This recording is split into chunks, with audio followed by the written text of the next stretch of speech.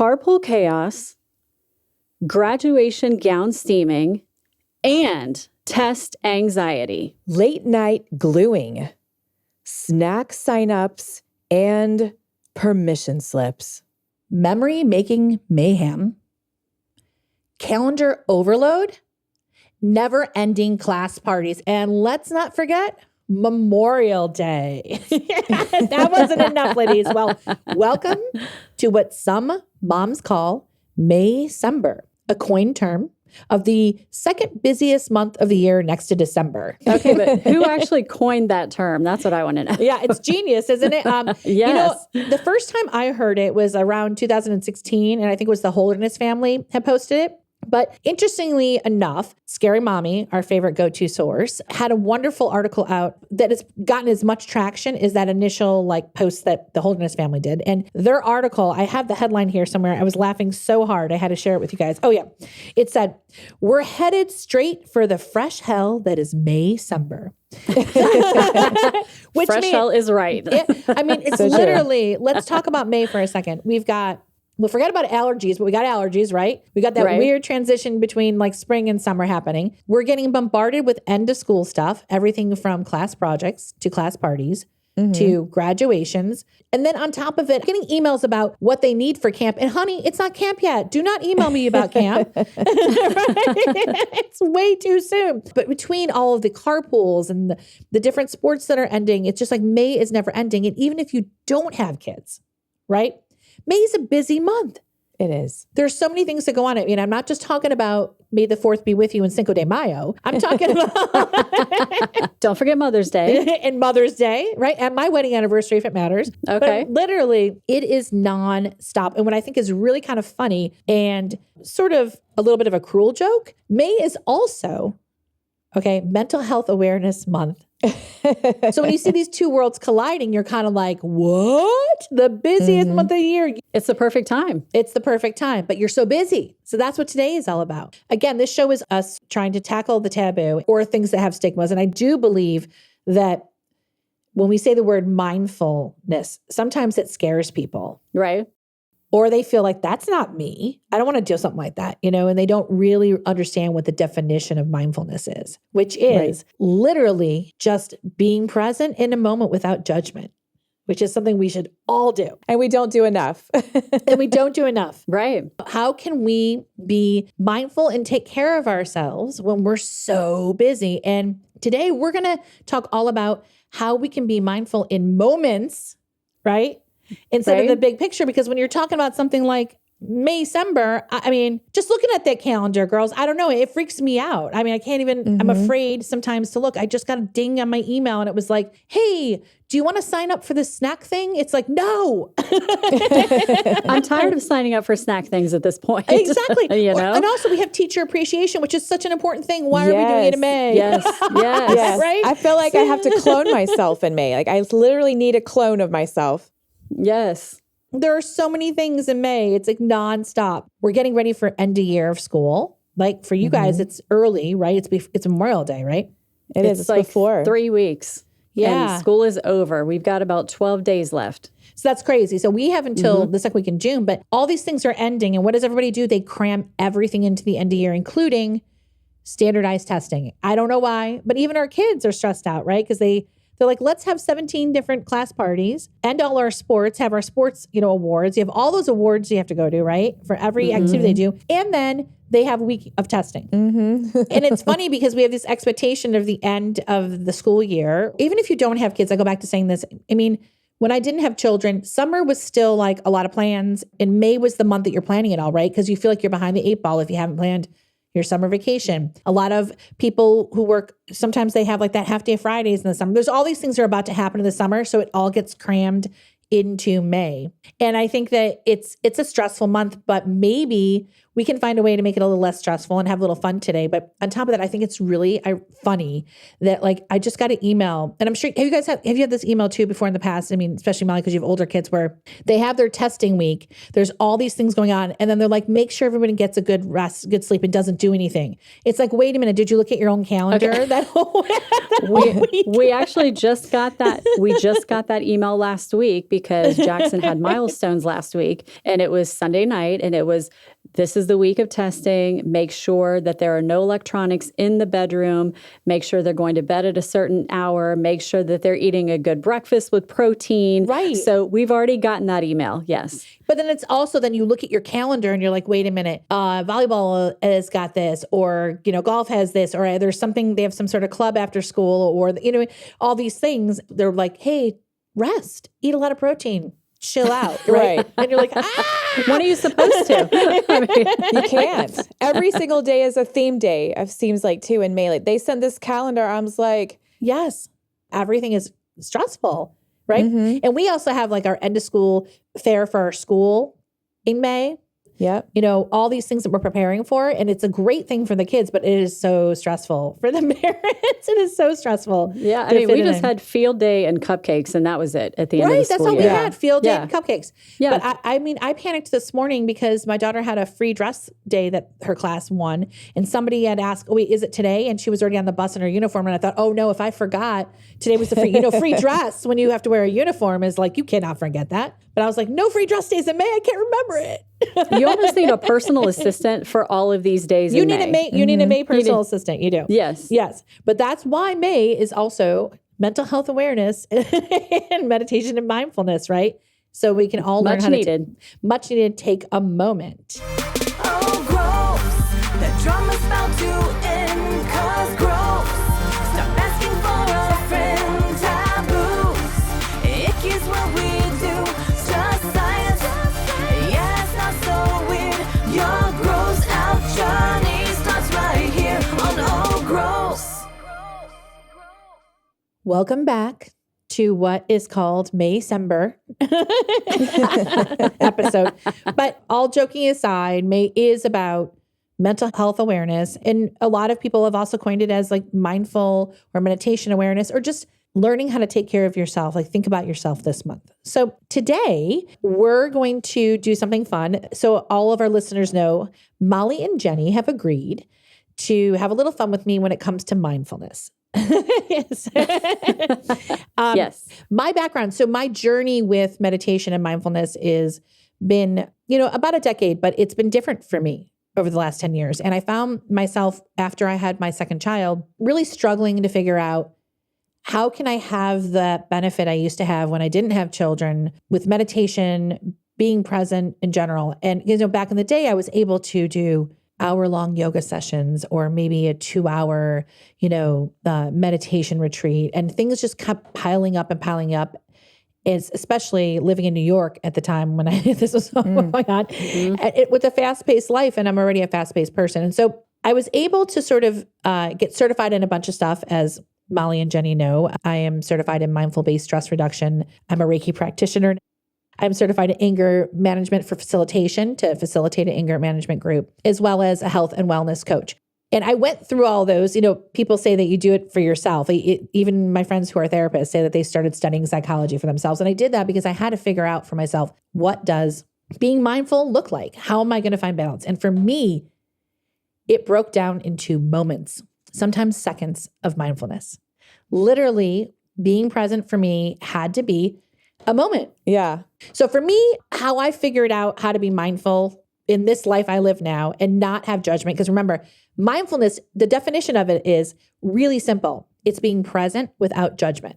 Mm-hmm. It's not complicated, right? Mm-hmm. Right. It's not complicated. People think it's like meditating for hours on end, or, having this complete inner peace all the time. It's literally, right, being present without judgment. So I tell people, like, you got to find it in moments, and you got to bottle those moments. And I sort of started looking at things totally differently. Like, I know some people who say they go to Target or Whole Foods and they feel happy inside. Do you guys know people like that they feel like a joy, like it's like their happy place, like Target or Whole Foods?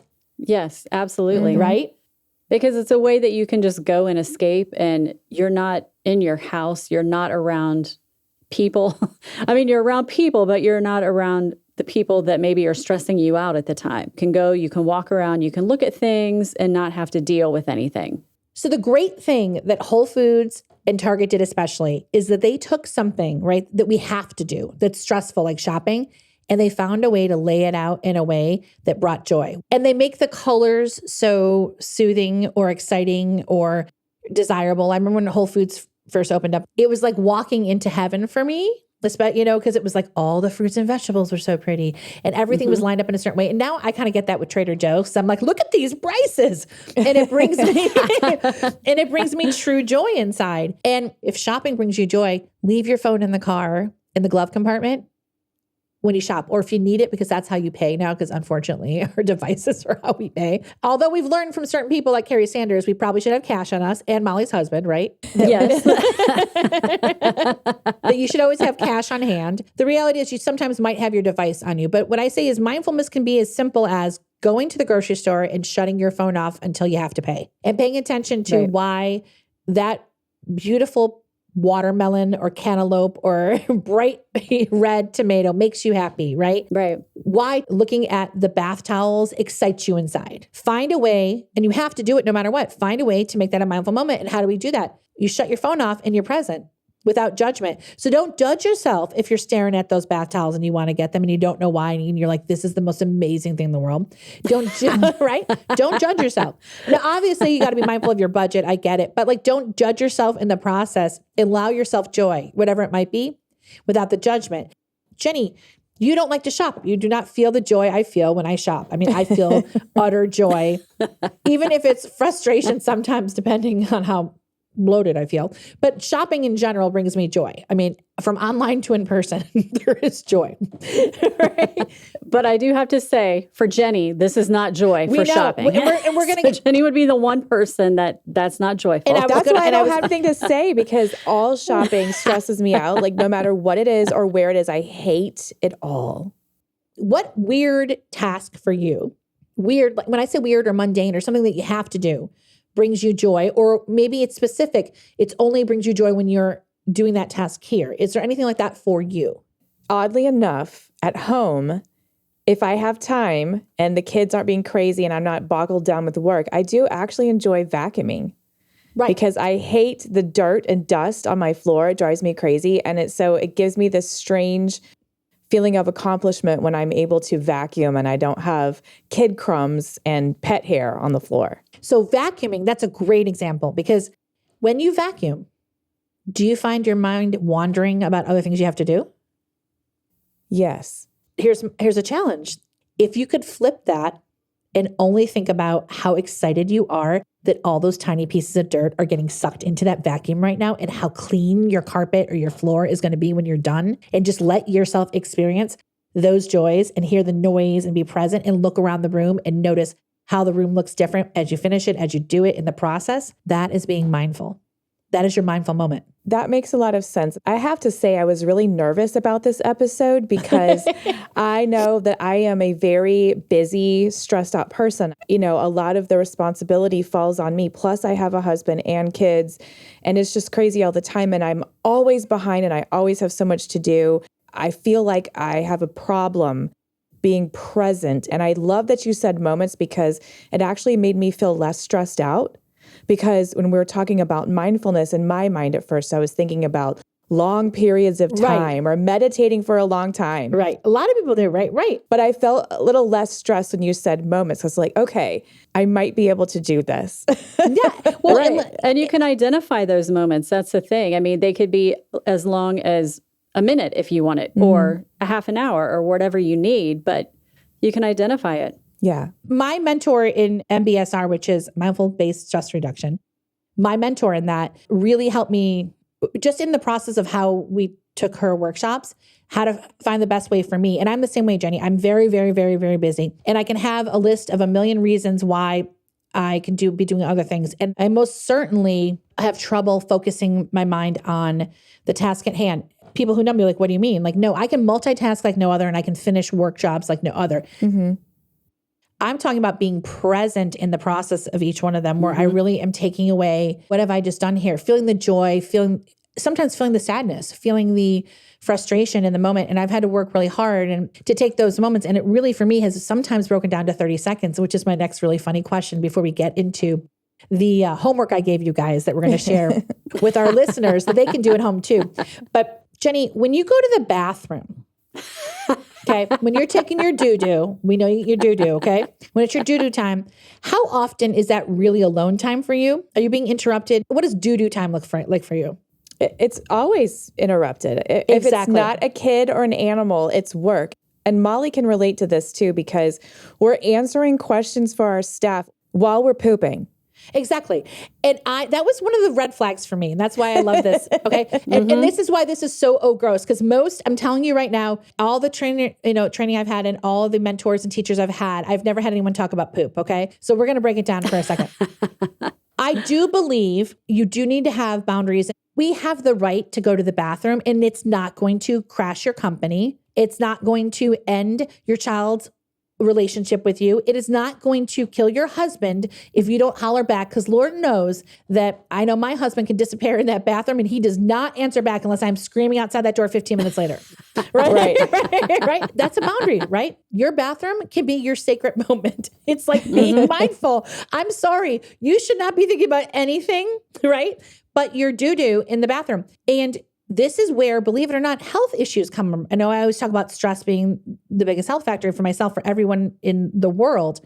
If you are stressed out in the bathroom, this is where other IBS, hemorrhoids, all these things, right? If we're not focusing on our doo-doo task at hand, right?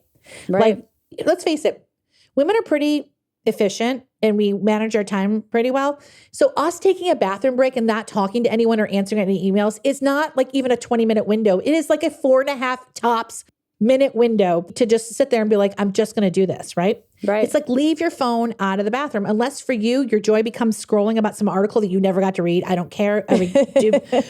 I would recommend a magazine instead, but hey, you know what? The world we live in it's right. It's your phone. I would love to do that. Right. I would love to scroll on my phone. And I actually have been jealous. This is silly, but I've been jealous of my husband that he gets to go poop and play on his phone for like 30 minutes. You know, while I am trying to answering a question or my kids are coming in, so I'm jealous. I'm jealous of the poop time. And this is the thing. It's no one's fault but yours.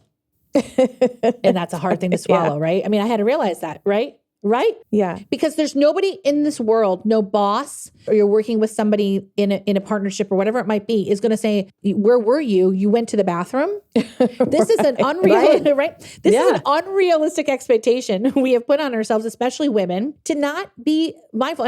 So I always kind of joke when I talk to friends or if I'm doing any kind of, coaching with my friends in my inner circle, it's like, we have the right to poop. Right. And being mindful in May, if that's something that's so simple that you can do for yourself, it's like, you know what? I'm not going to text work stuff. I'm not going to answer back. But you know what you have to do though, in order to prepare that, which is where the work comes in, right? Husband, kids, I'm going to the bathroom. I will be gone for 5 minutes. I even encourage to do this. Get a timer, like those old school little clock timers. Put it in the kitchen. Say, here are my 5 minutes. Will you don't bother mommy? As we know, right? Kids will respond to things like that. They finally know, the timer, they'll think it's a game. They're like, can I set the poop timer? It'll turn into, right, a whole thing. And the next thing you know, you've now created a boundary without it being something that they don't know that they can cross. Because if I tell my kids, and I know this, okay, don't bother me, I'm going to the bathroom, they still bother me. But if I set a timer, right?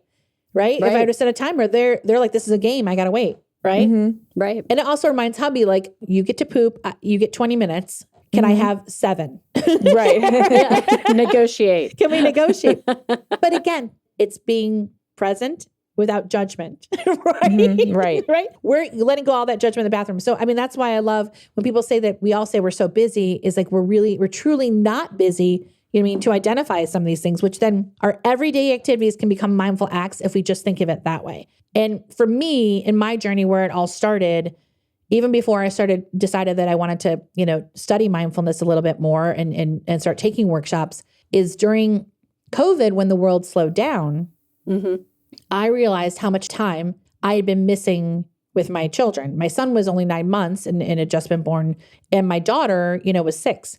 And I realized because of work and everything, I had been rushing, but now we're all trapped together. And it's like, and how do you make time, how do you make quality time? And so I started making sandwiches. I don't know if you remember that. You remember? Yeah. I loved those. Yes, those were yes. I used to They were text so her. fun. Yes, they were so cute and so imaginative and creative. It literally made my day to see your sandwiches.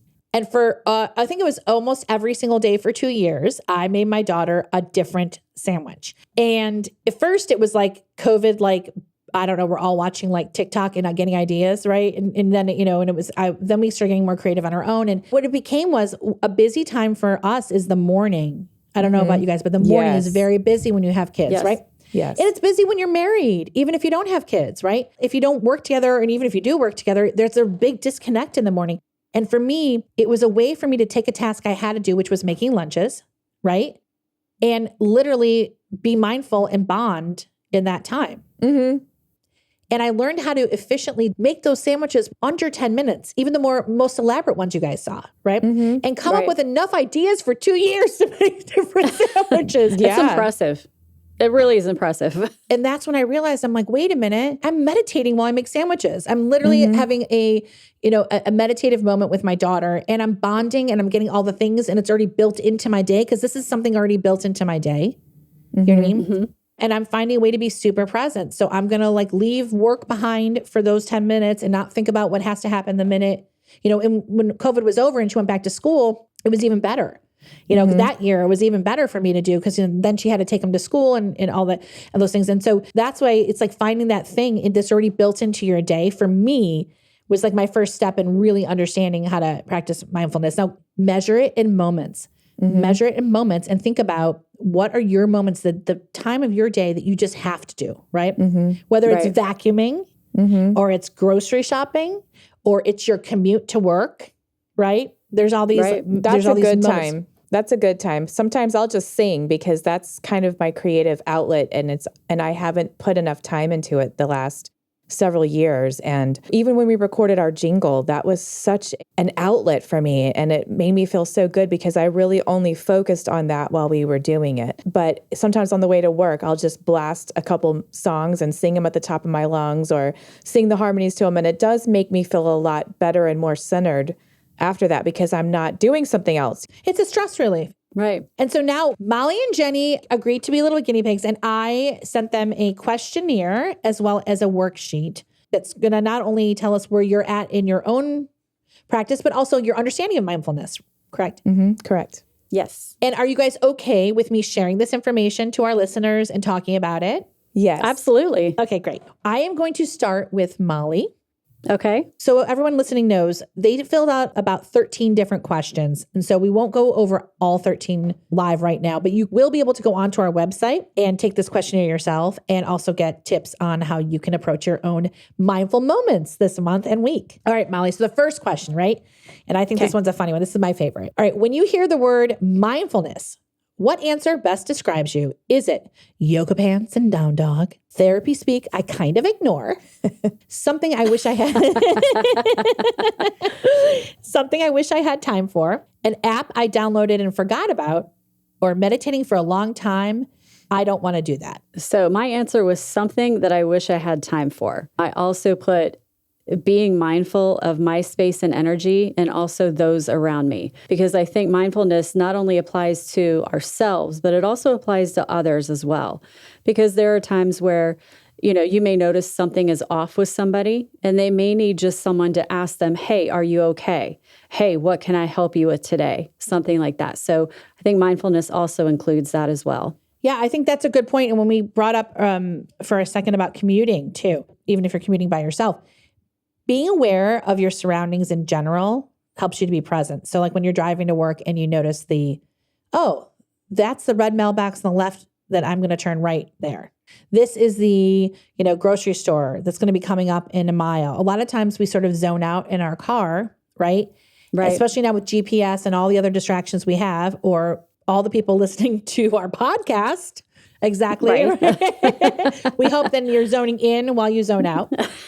We forget exactly what you're saying, Molly, which is what is happening around us. And when we practice that, even in our car, when we're in social moments, right, we start to do that naturally anyway with people, right? Where we're very aware of our surroundings. And that's being mindful. So I 100% agree. Do you think that question is saying that something you wish you had time for? Is it something you have time for now? For me personally, I think I would have to schedule it in, but that's just because our day is always so insanely busy with work. So for me, I would have to actually make the time and say, okay, I'm going to take 20 minutes at the beginning of the day to work out or do whatever. So you don't think you could do it in the car and just pay attention for 10 minutes, or you couldn't do it in... Well, in the car, I'm always answering phone calls on the way to work. So if you took 10 minutes in that commute to just be present, do you think that it would affect your whole day? By the way, you're not wrong. We should schedule time for ourselves. We should schedule it. That's not that there's no wrong answer. And that's why, but I think the reason why people are afraid sometimes of mindfulness or the idea of this concept is the idea of scheduling. It gives me anxiety. Some people it doesn't. People are like, hey, I love to schedule. I'm going to find time in my day. But if it becomes the excuse where you can't, people don't realize you can be mindful when you're eating, how you taste that grape. You can be mindful for 10 minutes in the car and just not answer the phone calls yet. Just pay attention. Don't listen to the radio and just look around and really ground yourself and then go on with your day.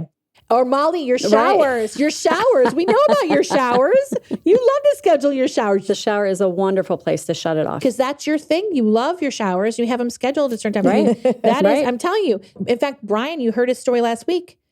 That's where he started meditating, was the shower. Meditation for him. Whatever that looks like. And like I said, we will learn a lot about meditation this month and different forms of meditation. But today, what I'm just chatting about is like, you can be mindful in the shower. You can be mindful in the car. So does that make you feel a little better about, thinking you have to schedule it to know that you already had time in your day? It does. And when I really sit and think about it, the shower is probably the best time for me. Yeah. To just not think about anything. And then I would challenge yourself, if you can, and it's not going to affect anything. The shower, obviously, you don't have your phone. And I think all three of us, the phone is amazing, but yet gives us a lot of anxiety. Yes. Yes. So is there 10 minutes in your day where it's already scheduled, like your commute or somewhere else? You know what I mean?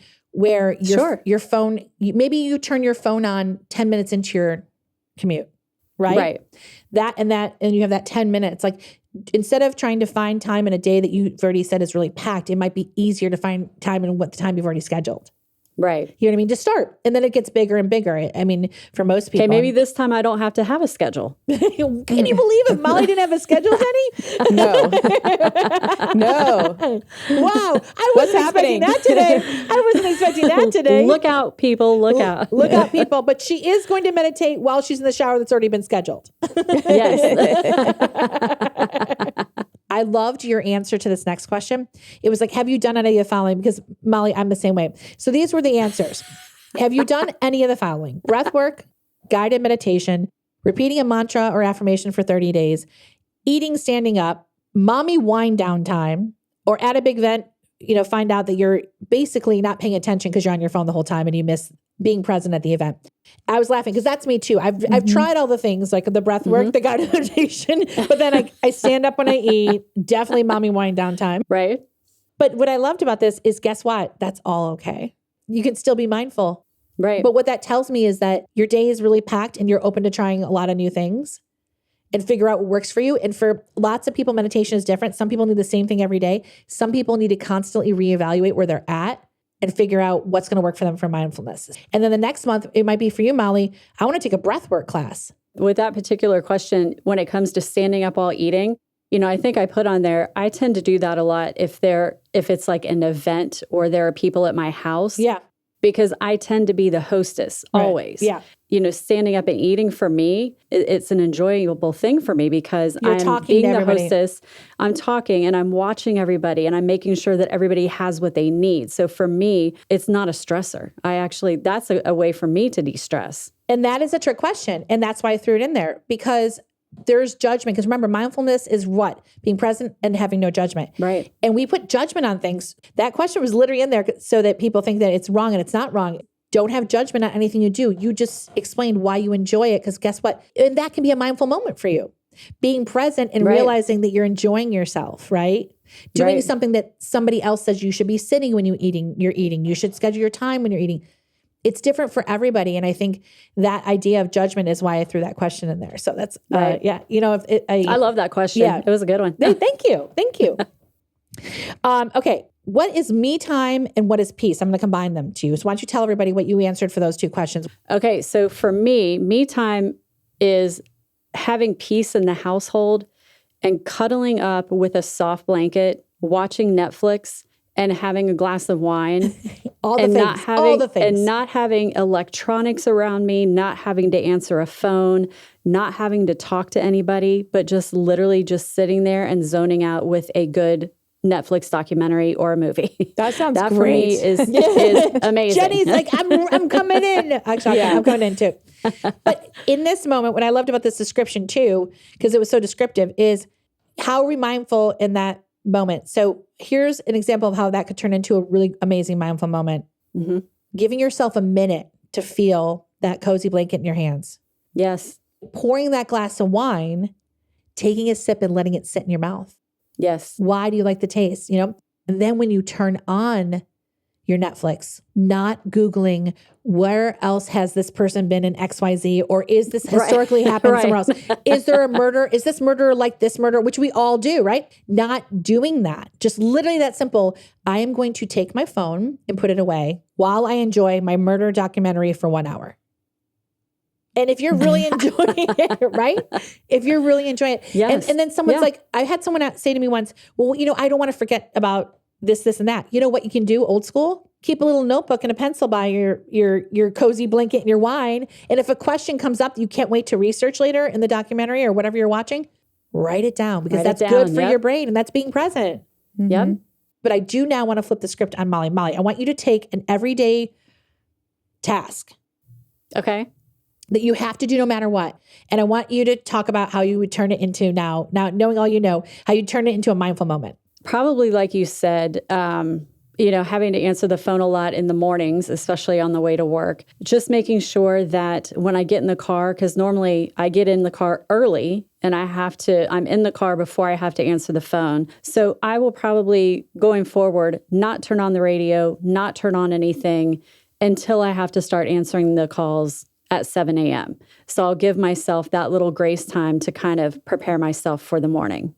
And I can tell you something even cooler too, why mindfulness is such an amazing subject. Brian and I have been doing a documentary now for over 10 years on the human brain and memory, and the studies about Alzheimer's and how video games and GPS and all these things are affecting our brain and our hippocampus. Mm-hmm. And all the studies point to, if you are exercising your brain in spatial awareness, which is on your commute to work. Again, I go back to, this is the red mailbox. This is the White House. This is the green tree that I pass. Oh, that's that billboard. Oh, look, it's change. Mm-hmm. Your brain is working in a way that it's going to help your memory. It's going to help, for me, perimenopause memory loss. All these things, right? Like literally the car in our commute can be not such a wonderful thing for our brains. Even Yes. even if it's only the first 10 minutes of the day. So I love that. I love that for you. For me, I love meditating. There's nothing bad about it. And I think that schedules are great, because if you don't have schedules, you can also have stress. And I think Jenny and I kind of sometimes multitask so much to the point where maybe we need to have more scheduling in our life, like to be rigid. But also schedules can prevent us from doing things too. So if you're the type of person that tends to overschedule, like when we started this conversation and now it changed for you a little bit, I have to schedule my mindfulness. Now you realize now you don't have to schedule it. It could already be in your schedule how to be, right? Right. It's just you have to identify it. And I think that's different for every single person, and it can be different on a daily basis. Exactly. Because I could be on the back of my husband's motorcycle. 100%. Which is, for me, that's a happy place because I don't have to think about anything. You're not on the phone. You're looking around. You're with someone you love, and you're present. That is a perfect example of a wonderful mindful moment, how simple it can be. Right. But it's funny, there's still a stigma. I want to say it is really a stigma, right? That mindfulness has to be something that we schedule, right? Or we have to really work on in a way that isn't already in our life. But it is. We're experiencing moments every day. That makes a lot of sense. Jenny, you look nervous. Because I know I probably, if it was graded, I'd get an F. Oh, stop. No, not at all. You're judging yourself, right? I'm judging myself, but I have to say, if I can take this test, then anyone else can, because I was being honest. And I know some of it is just awful. So anyone can take the test and learn from it, because I certainly did. First of all, it is not a test and you cannot fail it. Let's start there. Okay. Second of all, you did not do awful. These questions are, to figure out what works best for you to be mindful, right? Right. and to figure out where you're at in that process and what limitations you're putting on yourself. There are no right or wrong answers. I'm telling anyone who goes to our website to do this. There's no right or wrong answers. I don't want you ever to say that you're going to fail. You failed nothing. You did great. Okay. So Jennie, it's your turn. Okay. So when you hear someone say, hey, let's meditate for 20 minutes, what's your gut reaction? I don't have time. That's my reaction. Even Dave, our producer, and I've found these meditations that are only 4 minutes long. It used to be 5 minutes. That's why we're laughing now. I now have found a 4-minute meditation that we do in the morning, but I still feel the benefit of taking the 4 minutes of a guided meditation for me. I still You had me do one. That was 5. I did have you do one. I did have you do one. It was great. I felt good. And I even noticed my mind wandering and I wasn't really focusing on the meditation, and I'd force myself to go back into it. And I really did feel so much better even after 5 minutes. Sometimes it's just also to we tell little kids to take a deep breath before they react. Mm-hmm. Those little mini meditation, guided meditations for me are that. Just take a deep breath, before I react, to get me present so that when I come out of it, I can be a little more mindful in what I'm doing next. Right? Because sometimes it's a reset. It might not be the full benefit of what I get out of a 20-minute meditation or a 30-minute. Why I'm saying this is I think for you, don't judge. You didn't fail anything. Like 4 minutes, if that's what you got and it makes you feel good, then do the 4. That's perfect. You're doing the 4 minutes because it's easy to schedule 4 minutes. Mm-hmm.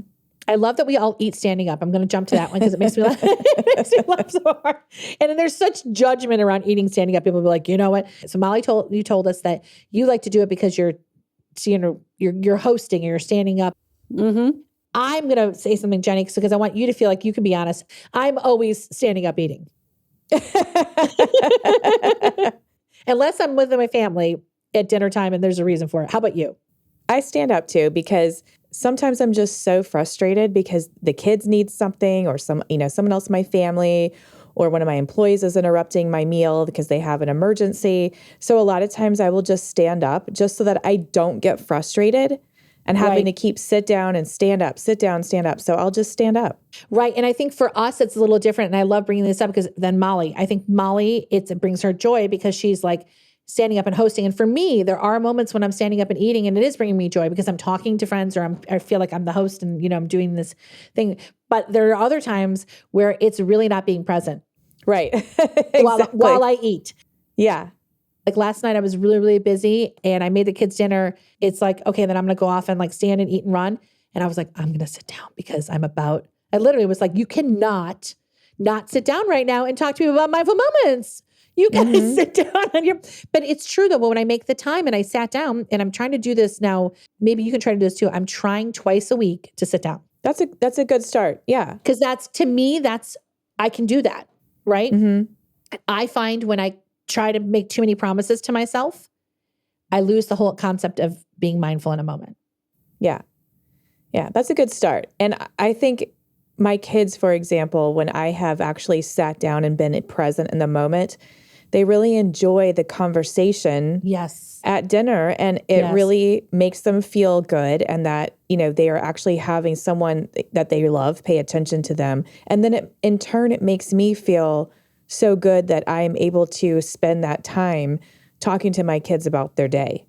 Right. And also the food tastes better when you do that. It does. Yeah, it does. I really challenge, listeners, this is a really cool experiment to do. Eating with a friend even, in conversation and being so present that you're not thinking about anything else, really taste your food, right? Really taste your food in between that conversation when you're looking at your friend or you're hanging out, if you're with your girlfriends, if you're with your family and your kids, if you're with your spouse. I challenge everybody, next time you eat with someone, taste your food by being present. It will taste different. But when you're actively listening and actively responding, and then you're actively picking up that fork or that spoon or whatever, and you're acting right, it's so different when you sort of take in all of that, when you're present with everything going on. It's pretty cool. It's a pretty cool experiment because even pizza will start to taste like, right? Something that is like a fancy meal. I'm not kidding. It's a really good. Yeah. So, and you know? And it's really interesting when you do it with something that you eat all the time. Our senses are tied to our mind, and we dull our senses sometimes because of fight or flight. And when we really slow down and pay attention and like let all of our senses kick in, it's pretty incredible, you know, like what can change and how present we can be. Dave, our producer, thought this was so funny that all three of us answered this when you guys said it was okay for him to know, right? I like to multitask. I like to focus on one thing. And you and Molly both said, I like to multitask. And Dave was like, who likes to multitask? I go, me. But that's a perfect example of how our brains work differently. Right. Right? It's almost boring if you can't do like 4 things at one time. Plus, it's a waste of time because I'm so fast and my mind is so fast. But one of those has to be, you know what I mean, taking care of yourself, which is the harder thing to realize. Which I'm not doing if I'm doing that. Right. And being present during those tasks. Vacuuming was a great one. Right? When you were talking about the vacuuming, that's great for you. That is multitasking, but also teaching yourself that doing 4 things at once probably isn't healthy for anybody. And that's myself included, right? And that's myself included. Yeah. How do you master 4 things? But you can still be the person who has to multitask as opposed to the person who's like, I just want to, you know, focus on the one thing. I mean, but I thought that was funny because that's totally me too. So you feel stretched thin when? Literally all the time.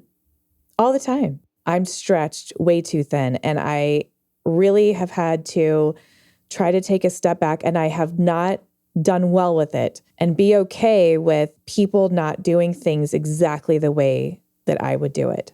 And that is a belief system. It doesn't mean that you're not amazing at everything you do. I mean, I've just found, and that's myself, right? I know it's myself. I have a belief system that if I don't do it, that it's not going to be done a certain way, and that's a fear base. That's coming from a fear base. It is. And that can sabotage my whole day. And that can sabotage the person I'm working with. It can sabotage everything because I have that belief system, you know? I think that's one reason that I've always related so well to you is because we both are stressed out. We both take on too much. And we both have this belief system. And sometimes it kicks us in the butt. I mean, I'll admit it. That's what I've learned. I've had to allocate and let go or not make assumptions, right? Right. When we've seen the same story happen again, we create that story. And that's why meditation and mindfulness is so great because, again, it goes back to being present. So it's like, for example, someone like with our brain would go, I asked somebody to do X, Y, Z, and they start telling me what seems like in the first sentence, like how they did it totally differently. If I was being completely present, I wouldn't open my mouth until they finish after that first sentence. Yeah, I'm so guilty of that. Yes. And then if I open my mouth after the first sentence, I have now stopped the process. I am not being present, right? And I've created the story. And I found out 8 times out of 10 that the other person I'm talking to that I entrusted actually did pretty much do just in a different way. We talk about being present without judgment on ourselves, present without judgment on others, right? And that reduces stress. But I have found that if I can just listen to the whole thing, be present, not think about like, oh my God, they didn't do it X, Y, Z and freak out, right? Which goes back to a lot of like our managing our own anger. And anger, by the way, guys, we're going to talk about that this month, is not a dirty word. It is a human emotion. It's okay. Rage is a problem. Anger is normal and should not be taboo. You can be angry. And I think that for me, mindfulness and meditation and breathing and talking things in that moment have made me a better communicator and have allowed me to be a better boss. Right? Because of those assumptions. But that also comes from like, you know, having to do everything for so long. But that's why mindfulness is so great. Right? Yes. I don't care who you are. I don't care what your type personality is. I don't care where you fall on I'm going to call it the spectrum of mindfulness. I'm making that up. But yeah, I don't care where you fall when it comes to, you know, your mindful practice, your meditation. Everybody wants to be heard. Mindfulness is being so present at that moment that all you're simply doing is actively listening without judgment. Yes, absolutely. And then afterwards, you know what? I encourage you, fine, then judge away. But if you really listen right after, think about that for a second. If you allow yourself to just listen for real without judgment, not think about what you're going to say, and then you have something to say, you're going to say it completely differently. Oh, absolutely. You'll say it in a much more kind way, less angry, less aggressive. But and less stress on you. And less stress on you. Yes. So I think like people who think I have to do it all myself, and I fell into that for many, many years is like the realization that I don't. I just have to learn how to literally listen and communicate and accept that people do things differently than mine. Guess what? That's okay. Yes, absolutely. Right? It's totally Yes. okay. If anyone listening is like, I don't care about 10-minute meditations. I don't think they're for me. I want to be in my car and only listen to the Oh Gross podcast. We're not mad. So Jennie, why don't you take it away with the takeaways for today? Tell me what you took away from this. I think that just knowing that there are moments every day that are already there, we just have to take those moments to make those moments count. And there's always time. Just like you were saying, if it's in the shower, if it's while we're driving to work, to be present. And While we're taking a poop, if we just know that they're already there, and you just have to pay attention and take them, because for me, I can't use the excuse anymore, I don't have time, because we all have a few minutes here and a few minutes there. Instead of zoning out, I could make myself more present. We can mindful walk. We can mindful clean. Right. You can mindful pet your dog. You can mindful pet your dog. You can, exactly. There's obviously mindful breathing. Everybody knows that. Mindful organizing. You know, it's like the difference of approaching your closet and saying, oh my gosh, this is all wrong with all this judgment. I have to do X, Y, Z's to make it better. Or, wow, I'm really enjoying how I'm folding these clothes and they're looking so nice. And, you know, just mindful organizing. Like, I could fit that in my day. mindful dishwashing. I don't care what it is, you know, mindful brushing your teeth, mindful brushing your teeth, girls. We're going to mindful brush our teeth for everybody. Okay, guys, we are going to mindful brush our teeth for you. Okay. We will do a mindful brushing our teeth and put it up on social media. Just take a moment, because life is moments and the moments go by so fast. Mindful moments. Remember that. That's what today was all about for us. I love it. I really needed this episode more than I wanted to admit. And if you want more mindful tips, head over to ogross.com and take our quick questionnaire. So don't forget, follow at It's Oh Gross on all socials and wherever you get your podcasts, so you never miss an episode or a mindful moment. Oh, gross. That drama's about to end, 'cause gross. Stop asking for a friend. Taboos. Icky's what we do. Psoriasis, podiatrist, and pinworms too. It's so gross. No need for strife, because gross. Life is part of life. It's just science. Yeah, it's not so weird. We got the facts, nothing to fear. Oh, gross. It's just science, no, it's not weird. It's just science, nothing to fear. It's just science, so wipe those tears.